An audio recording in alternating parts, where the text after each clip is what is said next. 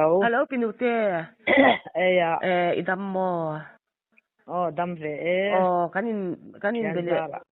Kanin bele har to hun chen nei lawat pi na te wangin tiro. Ya. Kanin tun tuma tuan he pinute ne hian in kom da hun thatak mai kan han nei le thei turi alom om kati a. Ka chen le ati hanin hei ni nge thu han soi tur te du em mai la han zon vak ngai da ka se law mi ten ka law soi du en ti lem lo hi chuan mo ka an ya kan han in bi popa ka nga top zel chewa hun tha lai na bin pe ka wangin ka lom em boka chuanin hei I kan zo du te tu tun lai hianin ka hai tun tu ma chuan hei ni emin lo se ta mula aman thu pui em san pain ka nei don lawa te khana tur tur kan ti dun tura min lo ngai sak bok turin min lo ngai thak sak thin tu te kha karon ngen bok chu ni tun tu ma chuan hei kan han in kom thau ve don ani a tun tu ma chuan bo hei ka zo du te tu mo sabat tung chang hi an soi hi a hlo em me sabat di kan ser ve hun to ti thu te ni a sabat ser te pon om nual to ani hei hi sabat hi alar em me wang hianin sabat chu chol na ti na ni me ti ro tu sabat chung chang hi enge ingai ve da na tu na ya kan lo ser a hun to rengem nge hun in thiam la ron chang lo deuh nge ni a ti te hi fiata chak om katia lalpa mi te chang kan ser to turani ti an ron tia then chuan kan da ser chuang lawa then te chuan an ser to tho a ser po ka va soi sel ve chuang lawa chu ma ni hun ma ni na tul kan ti hun ang ya ser tura ti te khai nang ma alan dan ang te khamo sabat chung chang ang ti ang te khamin han soi sak phot mai te che sabat chung chang hi ni ke ma po lalpana ke chu hei thu thunga ko ma chang hian mo nun zalen na hiam kan nun hi min da po lan zalen kan 11 mi ati ang hian thu thunga ko nu hian thu sil na po ni ta se min som thopi nga khan ka kal thei ta ni chu mo chu Krista kom cha wang khan ami singa te kha pathian amami le ama ser tur adu fe ka wang khan ma se ta chon sual le tha pathian in asiam chak ta ni chu mo ama ser du lo le ser du kha kan don tange nge ta ni chu ta chon sabat chung chang hi sabat ti hi chol na ti angani ta ma se kha mi chol na anga kha mi tam tak chon he khovel mi shin de ta na siam ni bi ser kan ti ang chi Sunday te sabat kan ti ang chi in rin ni te khang zong tong kham pathian ni na pathian ti ata vuan turin min du lo ta ni chu ani bi kha mo ani fanga hi heni hi chu atlat le thina ni achuak le thina ni mo ma se Krista ro chu achua to ve chuan mi nu na min chol nan Krista man chuan atian tharna adangai to lova mi chu reng maya asareng to eng reng to biram no Krista ni ta wang kam mo chu ni tak Krista chuan mi kan chol to chuan mi a chol to chuan ni zong hi lalpa nen ni an mang to ni chu mo chuan ni tak Krista nun chol chungin thi po hlau to lo martar po hlau to lo lalpa atol ta to wang khan mo ram sakol te po hlau to lo silai mu hlau to lo atom bom hlau to lo chu Krista atol mi te om dam ani chung mi te chuan ni zong kha tho chan po ni lai po zir top in jin ni Sunday po ni se in mu khom na kan lo mang ve du ta machine kan ni chungin khami ani khat ni bi a kham kan lo ruat ve ta kha vel sing nun ta na ruat chop chau ani hemin ni bi hi chu mom calendar te lo om ta ti chuan chu ni ruk chung pathian in khovel asiama ani sari na chuan athil siama chuan achol ta ti ani mo ta chuan ani sari na ati chu pathian number dai ani mo hun sari kan ti te hun ruk kan ti te kham hun ruk chu hun hlui khongai na cham enti nani mo ni hi tin cham enti nani ta lali su alo pian pon ane I nau sen kum zami apian chu an chedong in omro se atiang khan tu na hian kan ram Christian na po chu he ta lali su apian atanga voi ni theng hian isu alo pian ni atang khan ni thar alo chuak ta a pian ma zong kha hun lui en tirna isu alo lan ma khan ta chuan sabat kan ti injin ni te po chu an lo ser thin ta juda ten ul khun takin an lo ser thin ani ni ma se kha juda ten an lo ser lai khan ku ni te wang tha te thathar te an lo mang thina ma se khang lai huna khan isu ala lan mieu lo awang khan ran thisen ten an in thoi thin ta ni come on lon dan som te an ser ta dan som ti theilo kha chu nge lunga den zum tur ti atin mo atiang khan an lo mang thin ani an hun la ya khan mang ma selam ma se kum zabile kum sang tam tak alo heraliam ta tu na chuam lali suwa alo pian atanga kum sang ni akha tu na hian aral le don ta ni chu lali su alo pian to thla alo pian atang ka chan ni tak Krista lo chuak ta ni mom chu wang chuan I su Krista kha min chol nan a thi sen thiang jim kha chol nan an lo mang ta ni ta khan an ni a thak tu tur ni tak alo chua to chuan a ma sa kha chu eng mani to lo ti na ni chu mom dan hlui ani ta ni chu ngai to alam dan som kharu su het su ti zong akam atam hle som lai ania kha mi in zom thei lekta ang selam ama ngai dana chuan thu chung hlui tun huna hian I su alo pian lo po kha thila kha lo zom tuk ta sela thil hlui la zom ang ani ta ni chu mom ma se azom kim thei lo awangin rulo khan a hek lo khan tham ala thei khatiang zel khan dan som kha zom fel thei pa khat man lo wa thei pui na ro a ye ri choi lo tur ti po mi in asabeng tung tla khwar khurma tla sela akhai chuak don lo ve mi chol ni in ati chu chol ni in sabeng tung khwar khurma tla chu an khai chuaka chol ni abu muna la li su akala bu an wifi ya eya ti ani mo chu wang chuan ani chuan chol ni thil chati tur ani ti achian awangin thil chati nge thil chati athiang thil chalo ti athiang lo ti ang tiat khan lali suwa khan chu sabeng tung khwar khuruma tla chu thar chuak ta ni chu mo chu mishing te bok kha kan ni sabeng tung chu mishing te khin na ni ke ni po khwar khuruma swal khwar khuruma kan tla ni ma se lalpan atuthung thi selin tu na hian ni tak Krista in thole na in ron khai chuak ta ni hi mo mi suwa te kha athi selin min ron khul chuak ta ni chu ni mo sabat chung chang a hian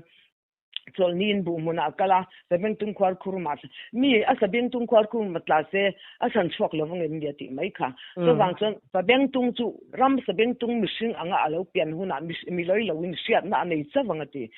tu na hian kan ram le kan nam thana te hi ram sabeng tung te khin kan ni mo khwar khurma kan tata tun huna hian chu khwar khurma tla a chu lalpan vo in ya hiam lali so Krista thu chung tharalo piang ta chi am suala bo to nu te fa patlan bo te mo min ron zong chuak ta ni hi fa pa Krista thisenin mo chu tak chung ni chu sabata chu sa sai thui lu tuk nei cha nang man min ron ang lo zel la chuan sabata kha chu lalpa min pek ve na chuan mama cham thai tlang dunga min te donin kal hi ka chul em maya topic em mai hian ko ma ta chuanin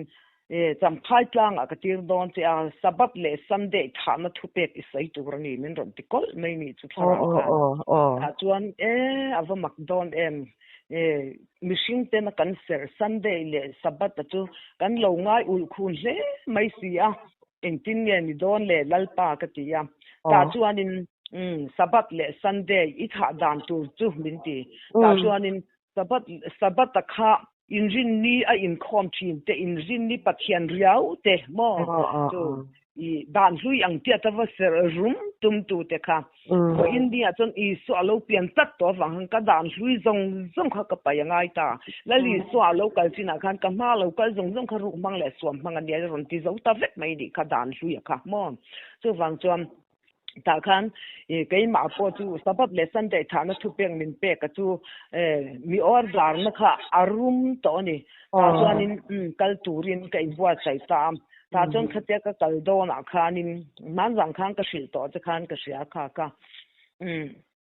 kalna bầu ruột cái mà lâu tàn tổn hoa khanin he ta bu sengin ka kwal le ria chuanin ko lo na lama bu sengin phai lama kariak le ta kar khat ta chon kan hong ta chuan a kar le chuan aizol kal turin cham phai lam pan le turin ka chuak thata ni chumi ka chuak thang ma lok ni chuanin ina ko ma ruah hi atla a ta chuan kong tan ron ki ka hei nu te te in ani man ron te on e lo leng ro u ka tia ta chuanin an lo lut ta mei chia pa ni hi chumi lo lut te chu an lo lut chau kha kong ka hianin ka ka wat chi baya Mary le Elizabeth in chi bai ang chia khan ko chunga ka pai lai na wa che chi bai thoma ti ang chia khan ka om ta ti chuan kan sim ta em me kan han in kom khom ta cái khát lalpan kaka ahong ta chuat la ya her sop thu chen karem zeta ka tong ta char chan mayam khami lalpan min te na sabje ka kha tu tiang khatiang chu ni a ka chul to si kal ka chula cham phai tang dunga athumi pek chu tiang khatiang chu ni ka tia ti chuan an ni po chom cham phai e kal don chuanin kan naute sumo khal a oma kan pa nau hi ta chuanin chuang chove don yam lalpa mi te chu a thonin phur chin a lom atia an lom om ve me sha lo motor chuan ai chan motor sha ta chuan chu anwam lam ka tan po ka rui ro pi sia kha ka ti ve me ya ke chuan chu ka ti char ta chuan khatia ka ti zo khan ni po tong ve le ta nuam khop me ti khan kan ti tlanga an ni chu sabat an lo ni chu mon pa ni khan an ni ti ka reng lo ma se kha ka kal dan tu ralal pa ina min siat ti ra sabat le sunday thana thu kha ka lo sai char sai mai ni chu mo kan lein mungai reng lo an ni nen khan ta khan an ni kha hei furniture shuklen na siak oil azuar khan an local ta oi kan thil zo kan sal thei lo re tenga in a local masak ngai niang an ron tia ni tak chu kan ti tu te kan ti phut angai ni chu chuan in sal zo vet mayang kha ka ti ta chuan kan tong ta charam chuan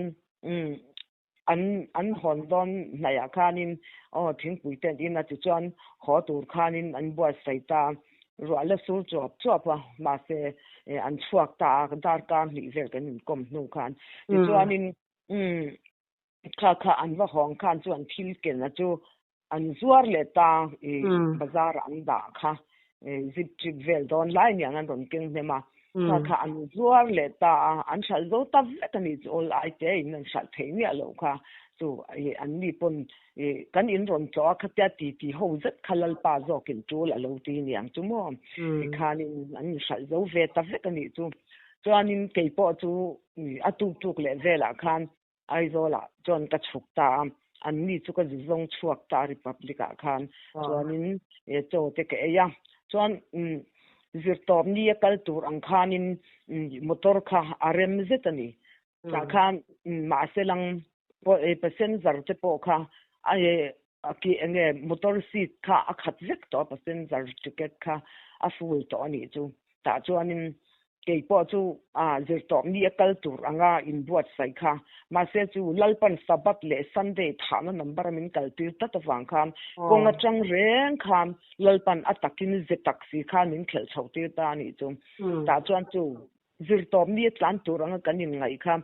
asumo nei tu ber kham hei khatlabung ko na sabat kulmuk lut tuk an ni ta ni chu injin ni a hian an line khal chuak ngai lo reng ta ni motor an nei chang reng hian khati khopa sabat kulmuk ni si a kham chu ai an nei tu pa or dara tang khan angoro tia driver kharon silta vo in ni hian in tan chho thei lawang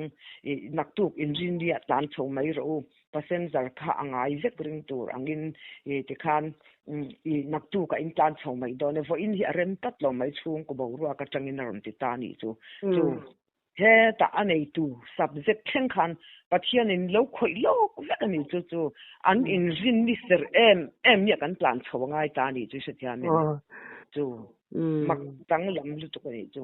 pathian thil tum chu atlang rang mai ni ti khanin engineer chon kan plan chho ta khan engineer kan plan chho kha eng lo hey dul te chen ma khianin dul te chen ma khanin nge mim bung ba nen khang kan in tok ta kan plan na sumo ka kong kwal zawla ya kan in toka ti chuan heta ke ni ko panglama kan nge kan sai ta an ni heten kong min ron kya na thanglam de van plan ka an plan liam ta ni chuan kong thang an plan liam ta fit zariat an lum ta so fit zariat an lum chuan en tir nei le ta fit zariat tariat number chu ni rian ni ala li so ser tan number lo ni le ta dai mai ni chu mo mak de ni ti khanin khatia I motora khatia liam che kha ain so ke ta mishing kha avor chuak ta suau mai ni achunga chuang te kam som pastari an chuanga ti chuam avor chuak ta suau mai kha an che chel chui mai a khwai bu kha thing kunga mi a dar bok nen khwai thok chuak su nen khati accident ho kha a se bok nen khan ri that chum mai a khami apuak ri le a ri dur ri kha so kei chaklama ka chua ka roya ka luak kha tuk ver ka da lai ta ka ari rum ri kan sha ta kham kan bula pa khat khan ka du lo top mai thila theng ta atita ni ta chuanin motor thalia tlan liam bas kha atia ang kan chuk ta veka chuan kan motor chu sai kan om dan anga kha kan sai kha kong chakil bura kha kan da ta chuanin motor atangin sui an la chuak ta khatia motor shuin lak chuak khan ke ni mei che pa ni le tuai deu reu nau pang ni pa nau pang hi kan chuan puya chuan dang kha chu pating hli na som pakhat kan ne kan vai khan pating ho zong kha khu lama an chuk thata ruang lama khan ti chuan ke ni pathum te khan konga kan lo ngak ta chuan sui kan lo wa na alo an ron hlina piang te kha kan lo en huk chho ve ni chumom ti khanin khatia an ron nu chho zela khan tu kan ram le kan nam pathiani na avo bi ksia le pathiani he ram le nam ti chetu tur le ei ral tum tu te zong chu in rong bol du lo nam le ram chu an boral nge yang ati ang khan he kan ram le kan nam ma thalai rual te ei chetu rui slow number kha kha motor khan alo phur wanga niang chu ta khan ta thim longa hian hian ka sanu kha motor accident na chan kha ka silang che achunga khan ka hmangai karam ka nam ka mi te che tur ta na rui hlo an phura wanga accident ani kha aron ti ta khan mak kha ka ti em ya chon ko tlang kan loadinga motor lam lian ti ra khan chu an ron da chho je lan thil phur vel te machine te ti khan ta chon an ron ken chho je la kham mud butel nge hol dol anga tel kha pathum lian pui ron phor cho an ron khai chhota ni kha an ron da hoka khan pakhat kha thingina achun pilawang khanin a ther dewam an han da hoka khanin aron bota ho mai ni ta chon kan han en chiang chu kan zaro sa kha atel pathum kha lo ni ro sa muk to ka mut puan tel an tel kha lo ta ni chumo chu khai hei chu a driver lu tuk dona halral mai chi ni hi an tia a tu te khan wai ho khan mo khan an halral ta vekani a pathum khan chuanin police te wai me te an local mani chu na khaya police te khami khotlang shwai tu lian te vd pvcp te mo khatyang local ma khan khami azukal ma sa ke mani motor changa chuang te khanin hi chu halral mai chi ni hi an tian halral ta khania anu loka enge police ho khan local tarenga chon kan motor te side ban te ron enta khata khan arui hlo nei tu ber apo khan ni chiania yang chon chu kan ram le kan nam ei che tur thil an ken tata wang khan kha motor kha van nei chi an lo ni lo reng ani mo chu lalpan kan ram kan nam a hum tur zia kha tu na a thumi ken tir ren po chon mo ai mil ta chani chu lalpan ami te hi min hum adu eng ki ma hian min hum atum lai na mangai tera ma khoi na po chu anna don tho ni chu se tiang mangai te dal bil ha wa thun thin nat ma te le som le ten min zil ha wang min thunu nang mo chu chu ni chuan chu kan tlan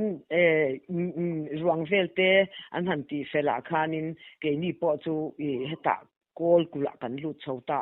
kol kula khanin sipai akhaya police ho khan lo chho zel ta chon ba sa chuang zong kha an hming an la ta vek an faila khan chon ma se ke ni sumo achuang in a pen pelate kha pakhat ma min la ve ta lo ni chu chuan wang le cham an ya ke ma lalpa mi ti rakha 0 te 0 krista thisen 0 khovel zong huwa pa pathian ani zia le mi te zong tam atan na thisen alo chu azia a ente nan ka 0 number mo eng ma ni lo number ni sia kha lalpan ente na tur anga khan 0 te 0 atir kan I tata wangin khovel faila khan kan minga chuan ve thiang ta chat lo mai ni chu mo chuanin lali suwa alo piana chiar pui manga nazaret ankal khan aming ka faila chuan ma khan vantir go aron in lara nau te le anu khashwai ai kup taram rama tan bo pui herodan nau se na rod don run ti tak chat angkham khovel faila lali suwa min kha chuang lo ren reng ani chuang chon voin ni a hian tun huna po hiam lalpa mi te chu pathian ta kan ni awang khan khovel faila tel tur khan a thiang to lo ni chu mo khisten thiang him akha ani tatawang eng thil mai na chaw pola thiang lo ni chu ang chuan atak zel ang khan ka chang chhota ni chu ti chuan kol kul kan theng thei le a kol kula driver ni khan khai zanin a he in to aten to swalan to kania zan in chu accident ho te po in kan venga in tang karem ti lo tan zan in a kan in a in riak khom ve kanga zingdar ru ka in chuak don ya atile tani dar ru paruk number chu khovel number hun ru number sakol number ti ang tia tani chu hun ru number kha kan del kil le don tani chu zingdar ru ka khan kan chuak ta chuan zingdar ru ka kan chuak khan Sunday ni tani chu mom chu Sunday kan that le chan don kong a chang re Sunday ni kan plan chuak le ta ti na ni chu chuan in khom ni mo Sunday ser mi taka kan plan chuak le ngai ta ni chu te khan kong a chang reng khan atak ze taxi khan min khel chho te ta ni chu mo ti chuan Sunday in khom tam wang lai takin cham phai kan lut ta ni chu kal tam wang lai tak khan chuan in khatiang khan kong a chang reng khan lalpan chu ta chon cham phai a khan thali borvel ka han cham ta chu ta ka chama chuan ne Krista Isua thisen thuchung thar lalpan min kan ti rakha he ta sabat ser angzong po khan local ta ni chu Krista thisen chuan sabate batlave Sunday day love ami sing aron thiar to lo mo alamakal turin ami zong te sabat po min soma ke po min soma hiat khan dale na in mo lalpan ami te aron khom kim ta vekani chu thungai thatu khamo dan sabat ru tak mai te anron kalati khan ma se Krista thisen thiang lim chol na tak zok tak kha andon mu ta ka chuan Krista andon nge thisen thiang lim thu thun an nu na ron kai har ta ka khan khami ani big an ser rum na te mo a thabi kan ser rum na te ku ni wang tha an lo man zi an thin te khan zong kha an nu na khan lal pan atu dai ta ni chu mo tu in rin ni kher lawa pon lo in khom thianga in rin ni apo va in khom se Krista tak zata chol chungin kha in rin ni kha thiang jim takin va mang mai ni suanen mo Krista ne kha zok del ku khan lalpan zo ram mi pui te min du ta zo ka ni chu mo ani di kan ser ruma Krista ain kan ngai pui mo mo kan thiang jim le zo tak chuang se lo ru kan ru le thowa tham kan la le thowa kan ei ru le tho mo kha tu tiang chu ni chu wan chan mi sing tum na le mi sing rem ruat ve na lam reng de sarem ruat na pot luk lo ser tu dik tak Krista mina ser chuan office a ei rungam to lo lalpa nen mi thiang jim ni tinan mang to zo ka ni mo chu zok tu ni lalpa min ko mu chu mo khang kan top to nga idu le adang min zo le arau pui ka tia ni sabata ringot po khanin sengtur inga le meya i ni a dona dong velo ti me yang nu na thleng ve lo tan chuan hei Sunday te lo ser te ta tanga no pan lai tanga lo ser tan thei chuan mo chat kan a har ve don lutuk ta mu tan chon in chia po harang ma se kam pha ya chuan in khatiang khan har an ti lo mo thu tak zok in tharau thiang sim chan chuan thu tak zong zong a swai lu tang chewa ti wang khan voinia thu tak a lu si lo mo khi ta chol si lo hian Sunday at in ti thiang sim to kin Bible nen mo kan kala ma se pulpit lang at kan nam ang thin ma se upa te le pa sor te po hiam kan plai na khop chom in pe thei to lo ni hi thu tak a piang tak si lo win dan le thuwa khan missing rel chop le nge kan chiar tama wangte kan zur tama wangte kan siat na in mi puite kan o ya ma se mi puiten ei tur tak cho tak an mu to lo chu wang ta kho chum dong zong a hian in ril tram le tui hal ru pathian thu tak cha kan tam lu tuk mo ni ta chuan ni sabat te po ni kan sei to ang khanin ya sabat ser khon ani to ani tun huna hi chuan ti in he sabat ser thar te tam tak te po na ma chen cha sabat ten awa khatiang ten ni wang khan cha thiam lo engia ser kher tul ri na ti te pon om ta mo to engia kan ser angai thu ang hi tun lai atlang awatam si wang khanin khan te khan ni enang ma ngai dan te le ilo inu na thlen dan te ka sia ta chak om te jam mo khang vel te khan ni ti khan khang kha ani meita ke ma chuan mo han sei vak ve dan ka thiam chuang lawa ser tur kan ni em ni lavem ti te po kha ni ei soya tang khan adik ka ti em chu sabat kan va ser ringota vati dik kan tuma maro chu kan nuna pathian alal chuan si lo te pathian du lu angani in hun kan man chuan si lo te khan eng ang Sunday mo sabate mo po ser ma ila nun tak taka ke mania pathian ram tun dina omze la pathian lal bangel chuan si lo chuan eng ang kon in ser ma ila khan om dia om don lo ti na ani deu ani mo ka tia mo kan ba in ser na ringot khan om si om lo tu tak tu mak deu mai tu sia tang a son voi khat mo lalpan min vatir ta Sunday kan man ang niya hian min vatir ta ni chu sabatakal tu kher khan min vatir box ya in rin ni si lo Sunday ni sia ma se chu ka kalma da in lalpa chu alo chelok le ta ni chu thia tlang har ven sabata son makhi ka til tok chung chu kan pol chok pa nga ya kan kakal phota thu ka sei zo chon azai zo le kan kan chuak ta man mi panin min shwaya kan vakal ta ni chu chuan an lo lam lui maya ta kan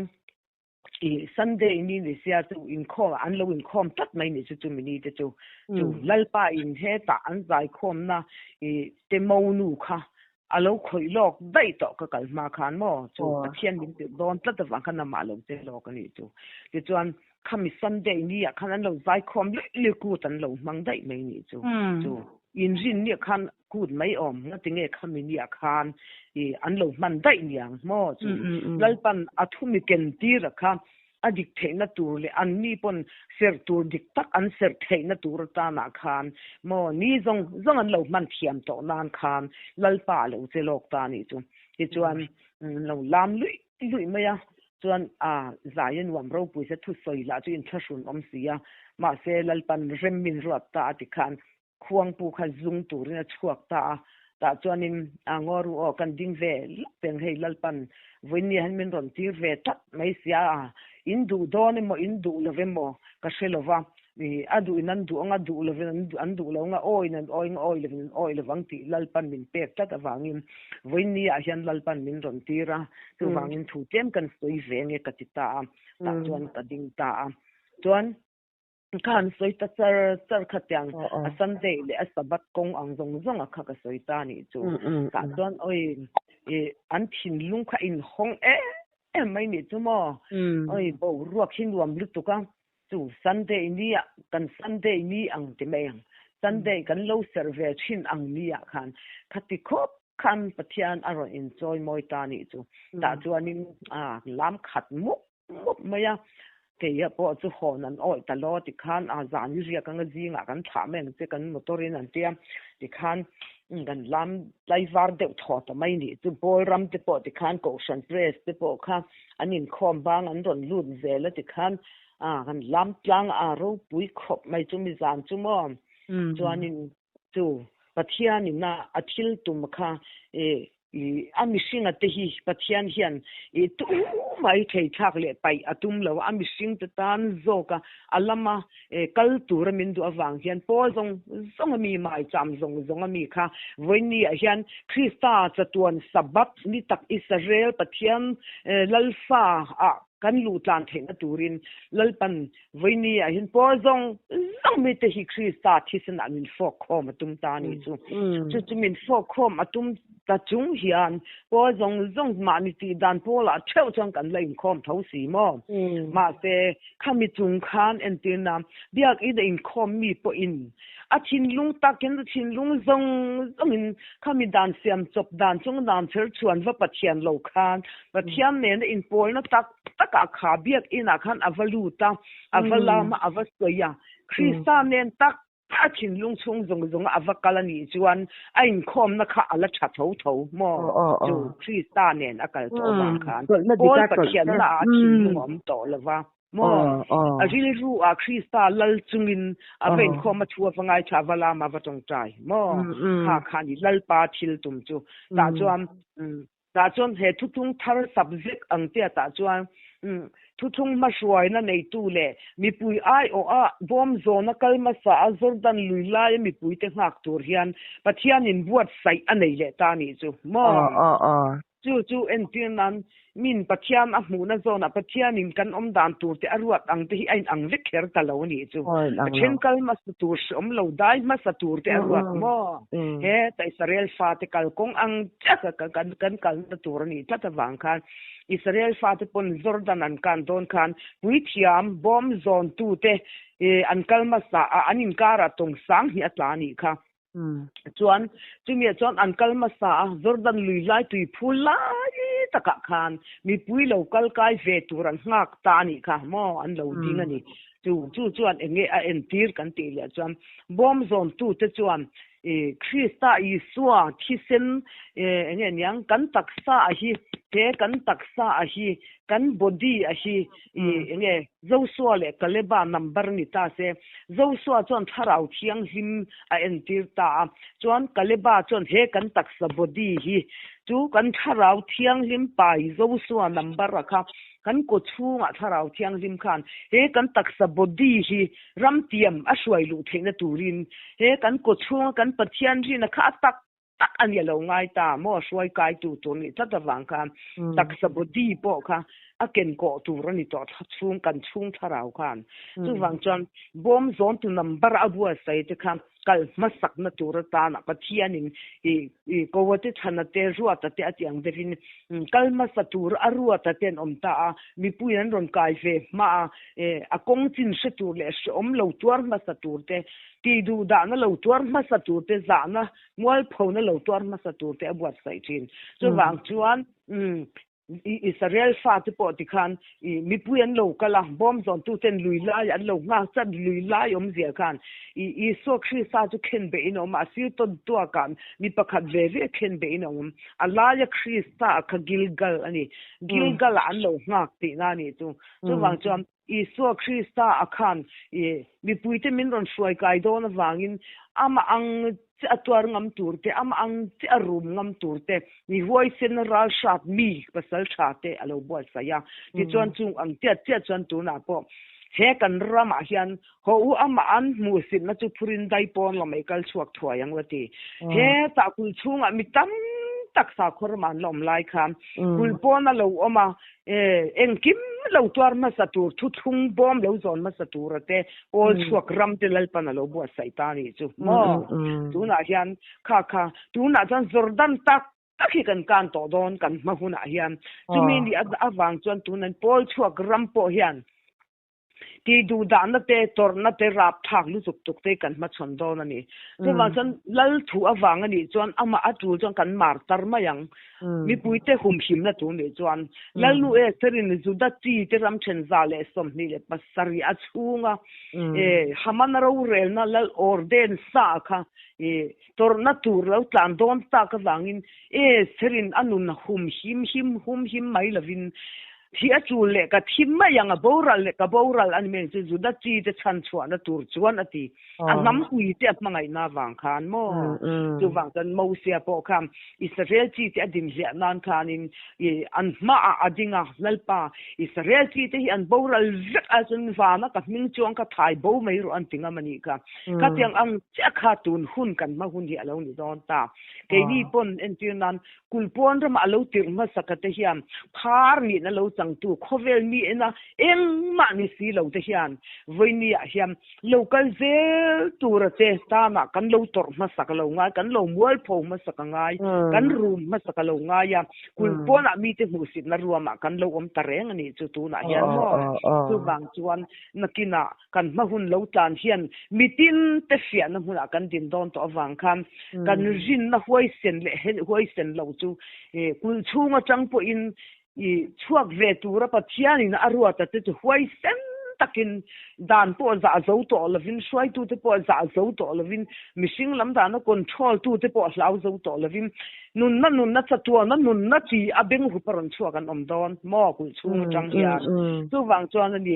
voini a hian kul chunga mi in kul pona mi a mu si da chiang lova kul pona mi pon kul chunga mi te mangai taka zolei khoste angkhan no ti zuar sa khua hi no ti zuar ti ania pathian de khathu changcham sa kho chunga lalpan asmanga ya te tomru akha dan zirtin le kan singsha nangot atanga kan zir chu atanga mi puite kan va zirtin na mi puite cho khop kan pek zo an pek zo to sil awang kham mi puite khan voinia anjil tam na len tui hal na tak Krista kha an ron mu theina tu cham an mu na lama an kal mai kha angai don to mo chu lal pana kan nun chu mi mal nun chu mi non sia do na ama kanin ngat ngam tak kem ama nge kan rin pola kan suai tu te le pa sor rual te nge upar rual te kan ringam don mo chu tak tu ni voini a hian rin na huai sen daniala te anga Krista a chuin ngat ngam te mei puile lal ro pui mo sa ko roi tu em sor kha roi tu em te po lau zo to lo wa daniala ten pathian mi te nen ti du dan an thanga mei pui an ma chona sakei bak nei an ma chon nga mang khan voini a lal pan chung mi te tak tu zu zo ram chung an zong to ni chu mo chu khan oi le la han ngai nam em ki tan enge pathian thuat ti kan lakal sang ve lem mi te ang kan dai te la thuk ve la wa ti me yang ai tang lam te han zo dan po thiam te har ka ti le me ya mo ma se isai kha ngai nom ka ti ani e sabat chung tang ti kan han chuya khata khanin ni Israel te dung thula zo fa te anam thlan a zon chua lalpa zon chua kan inti chuan sabati kan ser nge angai si a people an omta a so khami awang khan khami Israel te pathian nam thlan Israel te dung thula kal tur kan ni an tia ni kha ong khami a khanin inge sabat kan ser nge angai to si a ti ani awang khan mo kha khan sithiam lo tam tak te mi an om wang khan khang kha isoi na khanga kha achak om ka ti sim mo ni thuwa isan khami a khan di mi zo te hilal pan Israel kan ni inti ta kan ni lo ti pol tam ta kan ama nge Israel kan ni ti anon ti ta dun a janin nge lal pan azon chwa fatak ro la tu turte zo fa te kan ti si chuan he sabati kan ser nge chu angai lom an ron ti to boxia Israel te mo aser du chuan lo ser mai sela sabat chu mo in rin ni hi an pathian thur ranga mo ni khat ni bi anin natanga ni dang reng kha chu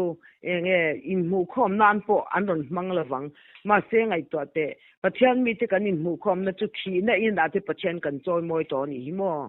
chu pathian in ramaron kok dan kha thak theng dai to he tanga khirlo po pa ti baibu kuna lo la thenga nga ti chatalom biak ina khirlo po mai chama khirlo po pathian ti bai kan bu ka ti tak zet pol zong te kan in pakhat na hi na ina te hian pathian ti choi mo in om to jok thin tun huna hian mo lisun ina te chuan in enge in biak in la te chu lisun ina te chuan ni sato jok ka ti mai ni bible a khan chu wang chon sabat po tu na hian ni a ser du chon an la ser don tho ma se vo in ni hian lalpa ina akan sel to le orden ni to si lo kan la kwa kat chuan in he khongai na ni bizen tel ni akin rual akin ve mai tur te kan tam don lutuk mo a hlo om lutuk chu lalpa ser tak si lawa pathian na chol tak si lawa ani kan lo cho kan lo ti tua von ma ring tu tha le ring tu ngial net ni an kan in ngai na ram zong kha voini a chuan lalpan thuthung thar sab jeka chuan ni tak krista chatuan sabata kha ani ji ami ten mi sia ti ra tum to a mo tu ta chuan in i soi a khan afia ka ti chu lalpan thuthung athak to itia ama chuan sabat ser kher ten kan ti ni sunday ser te kan in ti ni mo tuna po kan sei to ang khan ser kher atul to ti pol ti an oma mar tu khata khan nang ma a thlen dan a chuan lalpa a chol da tak takami kan chol poimo to zia mo sabata vasera mate pathian du zong ati chuan si lote ni kena pathian thu ama om to chuang lote mayang I inser rit nun te kha ani to lowa sunday was inser ringota be ina te vakala ma che nuna pathian thu om si lo pathian du zong chuang si lo nun kha I soina ani ber to tiro khami a khan mayang mo ani kan va inser diktum na lam kha ani to lo ti na lalpa to la tak to kha ngun zok tu ni ti kha he ni tale chin ni chuak ni tale chin sera boy puya pathian tia ta wan tu te hini lalpa na do di mo ami singa do ni lovin adan thu zok kha do le to pathian hian thu chung thar alo de to nuwa chuan mo tha kha ni in ron thak to lom zan kha chu ni ron thak lat to mo thu chung ma sa dem omin om su sela apa ni na ta na hunan zong lo tu ra ti mai ni so wang chon voini a hian ser dik to lo tu te ne na khan milim pathian te le ma ni du dan te kan lo biak mai te ani bi kan lo biak mai me kan lo pathian em na te kha voini a chon thu thun non kan lo ngai pian non har non mo tak kan lo ngai ta ni chu thu ta ka kan lo ngai to a mo siat thar kan do ngai to ni chu mo aro puile ni poimo ber chu zoram ti kan tu nge sabata kulmu ka khatia anga wa athar lo then to nu po athar la du lo ta na chuan mo talen na kha na sia dvek kha talen dong tu te pon an talen do na kha an ti pun si lo chuan mo elisa khan I tharau chan len ni min pero ti ani kha buinya ke ni po alen ni number 2 chuan in mo kan pian no na ngai to tu ni sabat ser tu pon ani mai va pathian lo khan lali kwa krista atol na tak ani ku to ziate sunday ser tu pon lalpa atol na tak nen mo pathian thu oina nun tak kha tun huna cha kan mishing mi mal nun hi poimo ber to zo ka ni tro ni mi mal nun kan mi mal nun kan pathian min ron lam don reng lo mishing mi mal nun ama arin om te chia khan ya ron lam don ni mo ya biak ina ko le si pa kwan mo ka kalin tu na to khan sabat tho khan an ku ta chumini chan min som ve kan kal to lom ta chon chung thu chu ka soita ni tu sabat cheu po hi an lo zia ka ju chiang bok ta chuan mo chu injin ni kha an pathian bur ve lo an ni chuan mo chu ka ju soidan po kha an ni dik chi an ti mai ni mo krista tak ke ma ni nun chunga kan nun min khal ngil tu krista hi kan lak lu tak chuan in rinnia po vain khomila pathian betak takin chungril nun zong thisen zong tharau zong in I kha ni kha kan va man chuan chu sabat ni in rindian hana po kha an va mang thiang ji mani mai mo chu bo tel chu ni angai nam lutuk arau pui lutuk zo thiam deuh te ni ka chak hle me amo hemi chung cha chan hi achak katia I achang chuanin ka ser ve me tur nge moni o ti te hi ka ngai to thina ni amaro chu kan nu na te thleng a om lawa ti me yang tuna yan ka ser do ni la Church of God an ti ate mo Israel hei ti me yang enge an ti chung te kun om ta ni det hasai man ti tiang te lo om ta chuan 7 day ten lo om le ta ni katiang te kha lo ni ta tuna pol chuak atanga sabat ser le hi chuanin ti khan 7 day an ve in let po ni chuang lawa tiro katiang khan an du dan ne sabat chen mang vel ni mai yan langa chuang ni chuang gan piang mo sabat ringa po sata sanga wa po bat lien omalom mo tu tak tu ni se thiam lo tan chuan a boy ne me ya ni I apoi mo ber zo ka chuan in Sunday a po fa in khomila ne china isoi ang deuh khan sabata po in khomila ma ni tak Iswa Krista akan chol se ama tak ka thu oi na ne na ti tak na ne na khoi na po va kalila biakin na Sunday a po fa in khomila tu pon thu sei don sila keima mi mal ve la kha apoi mo chu kanya tak na nu na chuan hla pakhat wa saka po tharau lama ni ro kai har me tu ma thu sei tu pon a Bible chang pakhat wa chiara po hlok na avane me keima ni lam ve kha apoi mo kanya mo tak na nu na kan trom ral na le kan in khom than patya lali Iswa Krista awanga va in khom kani chuan mishing mai da ni lagin lalpa awang zo ka vati chuan kan hla pakhat saka po nu na ron khoya mo ma tu tiang ni lawa dan angro Sunday lom tia I kan ti than dan anga ka va in khom me ka tan va lok na po ka nei lo min thu thatak poron sei se tiro ma se thami ni lawa pathian thu zokin khong ye in chu Sunday kan in khom tiang sabat kan in ni aya kan in khom tiang katia keima pathian thu to zok da lela du na nun ngoi lalpa khoi tharna ka du zel chuan kha tong kam khatlek hlapa khatlek saka po khan mo I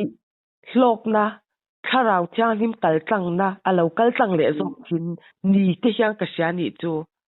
dan ang ni to lo khan pathian thu zo ka in khom tur mo pathian thu zo ka sabat va ser tur Sunday va ser tur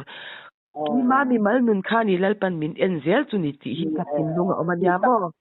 ka kan om chuan mo entinan keipo entinan sangawa emo Manipur emo mo kapatal don po in Manipur te chu an buai lom an lo that palang te min chitani entinan mo nakakal don po khan an tireng ani ma se an buai lo mo ka ngai tu alawa entinan mo mishing la min vati na ka ngai tu to lawa lalpan chul ati ni khachong ka kal thong ai ka thi na tur po ni se Krista awanga ka thi kha chan na ani don lo Krista ro pui na tur ani don kanun po Krista tan ka thi po ka tan hlok na ti kha ani to zo ka chu wang chon sangawa ka kal don po in na thian nu te chen khat te chuan nu te sangaw te chu tharau wi ti an ko lu tu ka an lo votlum dai ma yang de ma se tu tiang mi ko rama chuan lom lalpan min tir ni ka kal don la min tir ta talom ka tia ta chuan ka bakal ta chu sabat kan ti ang chi po kha chuang li la yan omani chu mo chu anin ang lo sabat cheu po hi an ser dan po ain ang lawang khatiang khan mo chu ser dan tu ni khan ni bia mishing kan nia in mu khom tu te kan ni ta na thok mi kan ni awangin ni khan ni hemini te hi so nan I mang in khom mang utia ani bi an lo mang ani po khan in jin ni bi ke mo Sunday ni mo an lo mang ani po khan tu Krista kan nu na tharau thiang lim tak nei chunga mo yang non tak chunga kha ni a khang kan vein khom kan vati na po tak zela pathian be sei na tak ang kan vakal khatwan mo lalpan ala pom vek mo so piang thar si lo piang non si lo isa chanen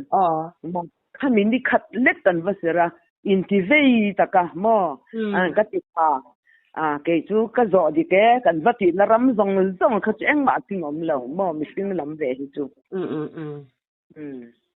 apoi mo bero ni e kan sei to ang khan sabat po serila lalpana ni meyang I laukam sa tur te an omani kan ti to ang khan lau ser ma sa tur te an oma helam ko shan sunday la ser mo pathian ni kan la ser tur te an lau omta khanga tu ma in dem thei kan om lo dem thei kan la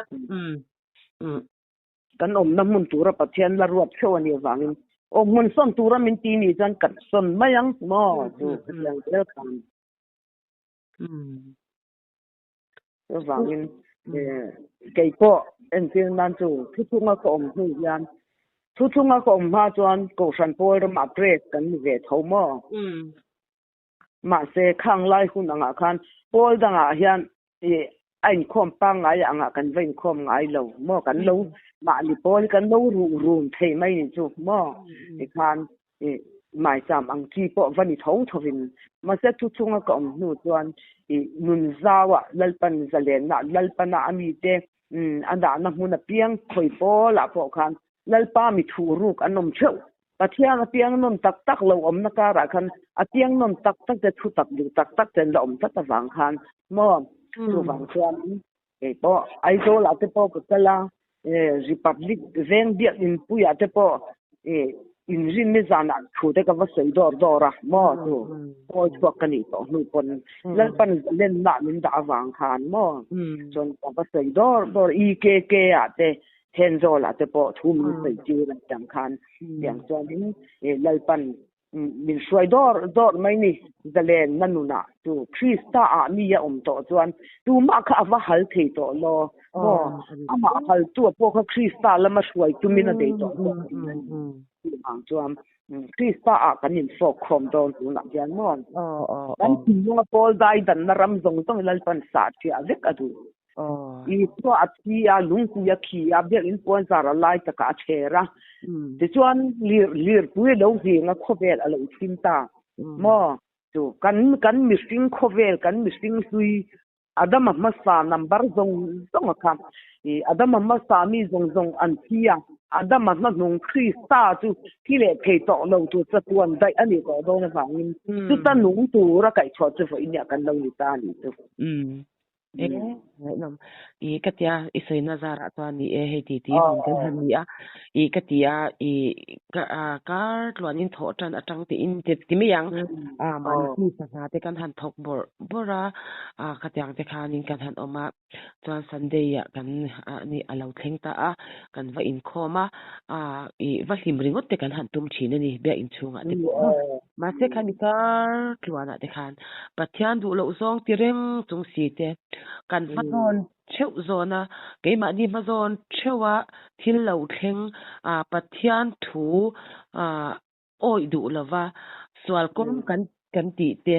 lebruk na funa te pathian oi le tu reng oi du lo te mani ku sangar sa thokin hun te kan han manga kar twani ni khata pathian ta ni po pelo mo hun engi hun po pe thei lavin buai chuan lamten atana fian real hun po mang thei lo ten man ti sana te kan han thok bora eru ten han eru do soi mang ten han soya khatyang kan tuan chu sunday a emo sabata mo kan va in khom le ringota khaminia kan hin le ringot kan tum ma kha alo ni lo tro bu ini ze la pathian thuk oi tuan sabata emo sunday a po va in khomila kanu na pathian thu pathian dal ram pathian lal na tak kanu na athen tuan la pakhata po tharawi na khoi fakna saka po lalpa fakhara ti to lo mo mi ko sai enge a kausan upa emo rong bol tu pastor ti emo thu soya po khan tong kam khat cho bible chang khat cho apo khan hlok na alo thar chin kanun tak na zo ka wa in hlan na te kha poi mo ke ma chang ka ti ni ti sang san mo ka va sera wang khan pathian du zong khan om chuang si la vila ka sira wang khan nge lal hlen min thlen don lo tu wang chuanin Sunday emo sabat emo ser tu chuan ti tak taka mo kan nu na yan da lal berada po imo ber tu ten khan ni kan ser ni apo khan tharau mal som na andonga nga hlok nar pui ta ka thenga nga chu tiang ni la tu na kan in ser dan kan Sunday ser dana te kan sabat ser dan jung ta te hi chuan in ni na patha ku ol tu te ka pui mo do na ni iran se tang khan mo ka kan chian dan ani adin tak tak chuan dan chunga aleng to do kan khobel dan ka suai sia Krista atang do kin zunga kaya nuai lama zara chua mi zong tong kha va pol theya yak in zong avalenga mo Sunday ni ya to in hu khom ro se avakal thei Krista zel nen an kal to mo pathian thu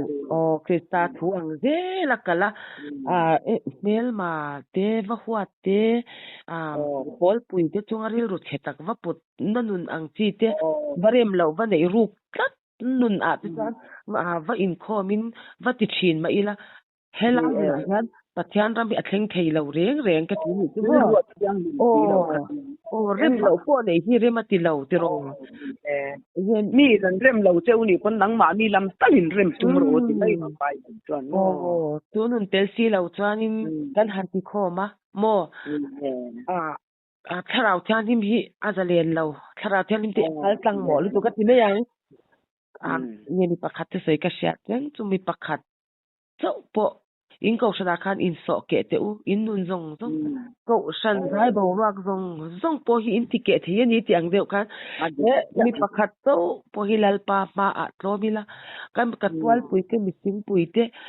ka huat thin te po ho la vila tu ma po ma nei la vila ti me yang kan nu na kan lali chuwa Krista tharau thialim kal tlang sela pathian ram kan nu na khan tung dingila khoi mun po kha mo mun thiang him chi bai buk na dik nun tak ka kha thleng thei chau zo ka ni te ka lo ti ve mo ni e ti chuan ni sing se pathian ni min da na te ai ang lo ta mi zo ram bi an mak khop maya hei tharau alo thenga biak in tin reng ate kan han lama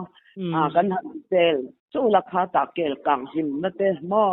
ti kha lo kal le ze la nên cầu sản sẽ hiện hình trang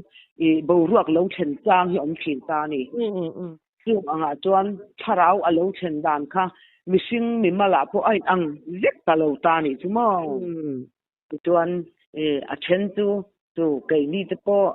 kul chung à kan oma ni ma se la kul po na om tu ra lalpa ko kan ni a khan ni min ko na khana kha he kan tun hun ze la hian pathian in hun le dan te a so dang lam to ta ki awang kha ni bible na a soi kha kami te u a sual na te mu ve lo dan le a sem na te in mu ve lo dan an zinga ta lo so la sangin umro kilbol zo reng tok su an sual la chuan fa na tong to tia kha ta to kan he ta kan sual puan in thung cái mà ni sual puan in thung kan om kha lalpan vo in ni ya chon kan sual la ta kha tho har to tur le ama thu chunga kan om thela turin ka thisen la thu chun tharani ati sen thuang nge ya kha mon tu kan om na turin na bo sai ta tu tianga pathian ni na thu chung ser tan na ser non na nge pian non na huna ami sing ada tur te kha tu voini ya hiam bible soi ang zelin sa khodan tu na kan in kai suai dan te ko than ram kan ti ang chi zong te hi bible a chuan nge laudike ko khan ati nang number nia lau mi puya dike churo rel na nia ti chuan laudike ko khan ati ang chi te po tu na sa khuwa kan valoi nang chi khalo ni ta ni chumo laudike ko khan ani ta chuan lau mi puya dike ro rel na ni si chuan mi pui kal khom na sa khotlang ram alo ni ta ti chuan kha tui sin riat ang khan aron te thin le ta ni chu mo tu wang chuan mi pui ting khom tui sin riat ta chuan mi pui tam tak te sa khotlanga kan la te ta ni ma se kha sa khotlang a ro rel na le adan thua a op tu te a en kol tu control tu a te ramaka vinen lalpan aron tek chan don ta ni tu mo ta khutlanga kan ho tu lian te beram pu te pastor rual te hi lalpan a tek tlak to mai don tun huna tuam mo tiang thar si lawa beram te pathian thu ka sil ti zir siat na le zir tam na chang kan vasil akhan mi puiten puar na le fan na an mu to si lawa wangim mi pui tam tak te ko san rama chang te nan chuak ta ni chumo tam tak an riat thum ma chang te khan pol an chuak tan ta ti chuanin zalenin nun a omta ti chuan ma se a chuak zong te kha tua dan po lo in ang le lo ta ni chu mo charau tua charau wang tak ka hum hal du awanga kui po kul chung chho asan man omanga ma se chu tiang ni lo in khom pe lo that chat wang le tho lom lo wanga thuak te po ta kan om le siang mo tu thuak te poi kanin ang lek lo ania tuanin in ang khata suk mai thei poi kan ni lo ta ni chu pol la om te po chu tiang bok chuam a chung om te mi sual ve ken mi ti tai la ni nang a chung a hian pathian in na tun hun pathian thuwa adin chua tir tur mo mi huai sen na rual tam tak tu rian la tom ani chung mi ti sia ta ton tun hun pathian tu thung thara kha sertan na pian non na mal som voi ni na cross mal som na kha pian na tak piang thar dale thei to ngai lo cha tuan tai mo lang to kha lalpan ala da ani chung mi tu te chu mo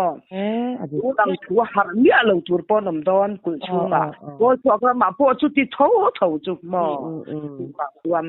ang khata suk thei kan ta lo ni cha chungom po ani cha in to na yang ka tia pol chuak kan ti a te tam tak te po hianin ko san huang chung om te mudik lo ten oma ko san huang chung mi te ring pol chuak te mudik lo te kan an oma hat yang na noi kara khang kan oma ama ro thu enge mi te nun te sha thiam na te mi en rem thiam na nun nei hi alo pathian thu ka tia mo an ni hi lalpan engtin nge an lo in biak po a lalpan ko san chuak ro ati na chan enge mo omang ti te ani chu ko san chunga alo mala tu le ni hi ti te khatyang kha in en rem thiam na nei hi ai te tia chu tiang da o kan in kan in en maka ti me yang khatyang ni athalau katia ko hang chung tu na Sunday la sel ji nga po yan lalpa mi thatak tak te lalpa ko tak ten la om tet ka tu ko ke aya boy sin tu hen la tamalo ma chu adik cha ko san atanga chuak tam tak ji nga po dik na le rin om na te keng nung du chuang mi alo het lam pusit em te an am vele hel thawa nun tok tak te mo apoi mo ber rak ni e kan soya chuanin bo in ni ze la pathian thu oi ei ruk na puna po ei ru velo mo du am na puna po du am velo nang in mangai angin event ti mangai tur ni ti nun pathian thu te hi heng thu te hi zon na pathian tu dang hi angai vak ka ti lo te ke ja em heng tu alo tha ka ti tu ka ka sakam ma zo kin ka sia mo kam lo se zero aro pui lu ko kai thalu to ate zo dan em te po ka thiam lo sabat chung changa chuan thil tam ta kan in zo tang chu ka ti line hei dar kar khata lo tling ta mo angai nom ka tia ke ma po ka lo tong du ma po in lo til te nin lo til te khan ni income te ka thiam lo mi kom te ka thiam lo ke ma nu na pathian tu thlen ve dan det te ni e kan income le huna sei tur te po ke po ka nei ve wala tun hun thua he in bua sei a hun to thu te tam tak te ron so ya kanuna thu kheng ve te po ke po karan ser ve le ang chenga pa ina ka sanga dang ma azo na tur tam tak te po ka nei mo hil dang po he tu na chang kan in zot tam em man lawa sab sir sung chang kha kan dar kar khata lo tling tam si wang khan ale pe ka chuan ti khan thutul ang kan nu ni na a ve zong ang kha kan in zot le nga tro